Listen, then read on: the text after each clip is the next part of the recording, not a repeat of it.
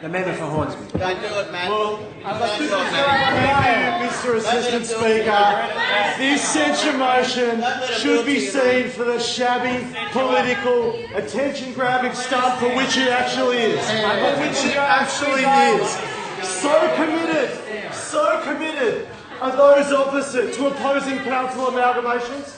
How many questions have they asked in the last 12 months about the issue? How many asked?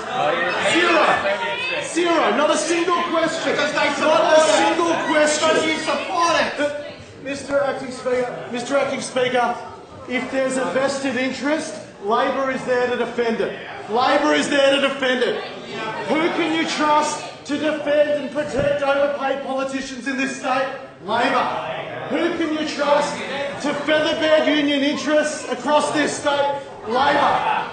And who can you trust?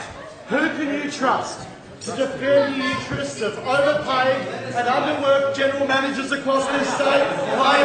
Labor.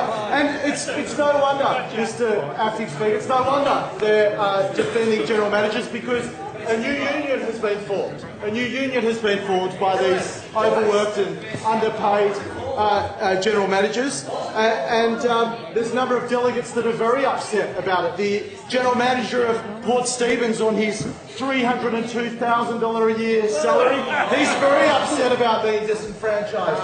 Perhaps the general manager of Wyong Shire Council, on his $465,500 annual ratepayer salary, is very concerned about losing his job. I would be too.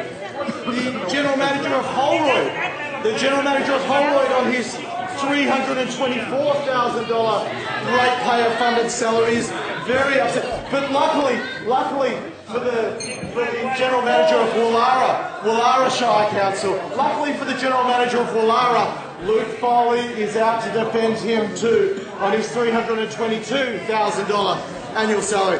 But Mr. Acting Speaker, Labor wasn't always opposed to amalgamations.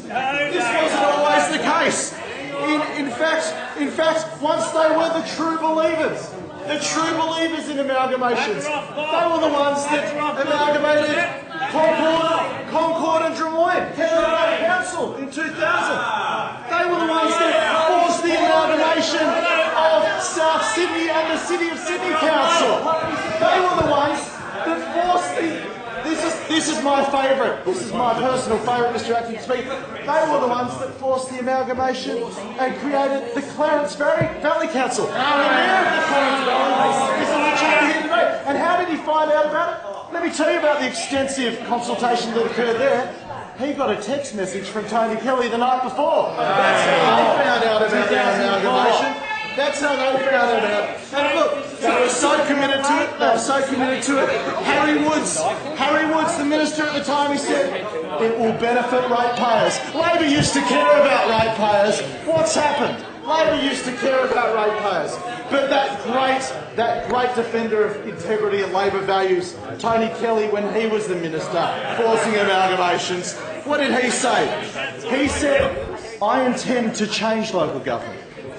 I have a unique opportunity, and I intend to make sure that when I'm finished, local government in New South Wales will be able to better serve ratepayers in this state. Even Tony Kelly wanted to look after ratepayers. Mr. Acting Speaker, the reality is Labor has no integrity on this issue. They are hypocrites. 26 amalgamations occurred under their watch, which they championed, which they believed in. We on this side of the House, Mr. Acting Speaker, will always put the interests of ratepayers first. We will always defend better infrastructure and more services for communities at lower cost. And that is exactly what this policy is about. I'm proud to stand behind the Premier supporting this policy. I'm proud to stand behind the Minister for Local Government, because those in my community, like those in communities right across New South Wales, aren't interested in Labor defending special interests, aren't interested in Labor defending those poor, underpaid general managers on huge salaries. What they're interested in is government providing the services and infrastructure that they deserve, that they need at lower cost. Not putting the hand in the pocket of ratepayers, but giving it back. That's exactly what this policy does. That's exactly what we'll stand up for. And that's exactly why I'm here defending the Premier.